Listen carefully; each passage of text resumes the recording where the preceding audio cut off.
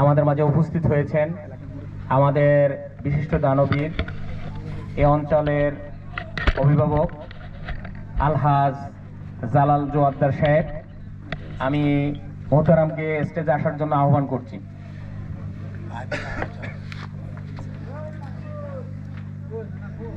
আরেকজন মেহমান ইতিমধ্যে আমাদের মাঝে এসেছেন, এ অঞ্চলের বিশিষ্ট সমাজসেবক, বিশিষ্ট ব্যবসায়ী আবুল হোসেন গাজী।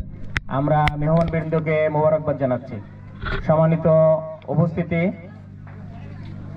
আমি এ পর্যায়ে আলোচনা করার জন্য অনুরোধ করছি বাংলাদেশ শ্রমিক কল্যাণ ফেডারেশনের